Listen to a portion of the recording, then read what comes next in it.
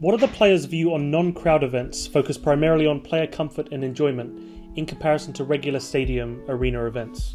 I think having a crowd is always nice because you get to see your fans and you get to see them show you support, show up to your meet and greets, and most importantly, while you're playing, cheer for you.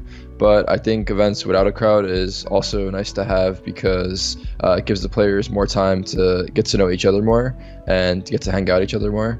So I think closed events are nice. I remember CS Summit was a closed event, and I think that went very successfully. But I think for the most part, most players would prefer events with crowds. Cloud9 has had a dominant season. Has the team done anything differently in comparison to previous seasons?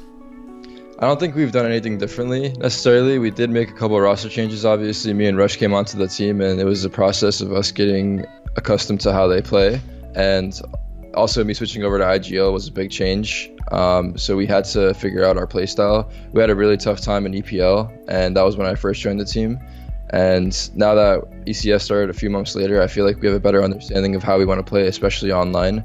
I feel like there's a difference between online and LAN CS, and I think now we've gotten better at playing online. How do you think this version of Cloud9 stacks up to previous versions?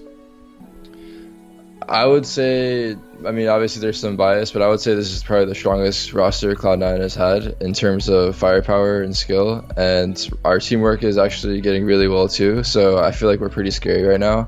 I think that we still can even get better from where we're at right now, so I think the future holds, it's hard to say what the future holds for us. Generally, ECS has been successful for both Europe and North American teams.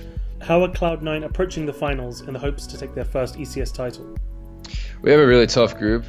Group B, I think it's FaZe, Astralis, us, and Liquid. So it's gonna be hard. We also got the first seed. Obviously, I know how it works. It's just unlucky that the other teams, didn't get first. It just sucks that the groups ended up the way they did. But I think we have a good chance of making it out of groups and putting up a good fight at ECS finals. I'm looking forward to playing, and I think that anything's possible. What are your thoughts on the influx of foreign talent to the North American division and the rise of international rosters?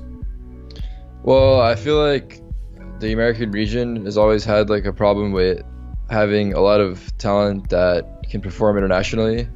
So we've resorted to bringing talent from other regions into ours, which I don't think is that bad, because I think in the end result it'll make players in our region better.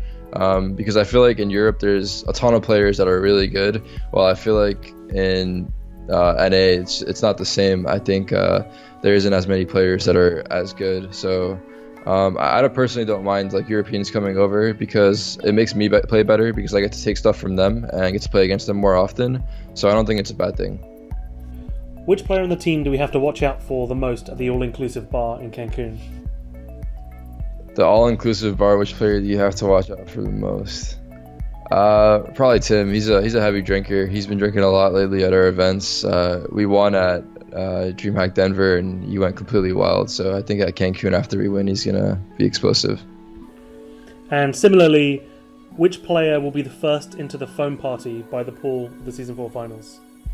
First person into the foam party is probably Stu. He's been working on a six-pack lately, so I think he's been waiting to show it off to everyone. And I think he's excited to, finally get to show off his results. Nice. So the only other last thing is if you have any shout-outs or goodbyes you need to do. Yeah, shout out to all our fans and all our sponsors. Appreciate everyone's support, and thank you for cheering for us.